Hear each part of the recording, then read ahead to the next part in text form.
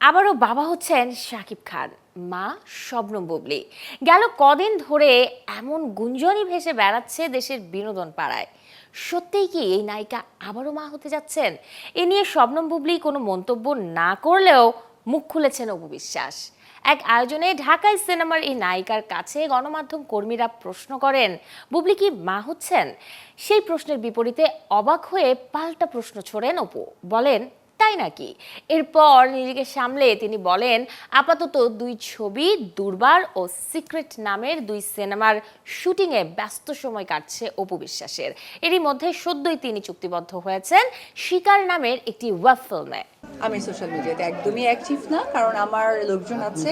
এটা আমার কাজ না। আমার কাজ হচ্ছে কিভাবে আমি নতুন সিনেমায় যুক্ত হব, নতুন ওপেনিংয়ে ফিতা কাটবো, এবং হচ্ছে আমি কিভাবে ব্র্যান্ডিং প্রমোশনটা ঠিকঠাকভাবে করব। সো সোশ্যাল মিডিয়া দেখার দায়িত্ব আমার না, because it's not my part. Because আমার বাচ্চা আছে, ওই দিকে আমাকে টাইম দিতে হয়। আর আমার একটা নেগেটিভিটি হচ্ছে, একটু যদি 2-3 দিন ভালো খাবার খাই, একটু সে জায়গা থেকে জিম কম করলে এটা এফেক্টেড হয়। সো আমার প্রচুর কাজ, একটা মানুষ হিসেবে আর বেশি নেওয়া সম্ভব না। আমার এবং শাকিব খান, আমাদের দুজনের সিনেমা ইন্ডাস্ট্রিতে আসলে আমার মনে হয় যে যারা ভক্তকুল আছেন, যারা সব সময় শাকিব অপুকে পার্সোনালি সাপোর্ট করে এসেছেন, যদিও এক ফ্রেমে সাপোর্ট করেছেন, সেক্ষেত্রে হয়তো বা আমাদের দুইভাবে রিলিজ হবে। বাট তারপরেও এই আর্টিস্টের ঈদের সিনেমা আসা মানে আসলেই যারা সিনেমা প্রেমী মানুষ তাদের জন্য ঈদের পরিপূর্ণতা।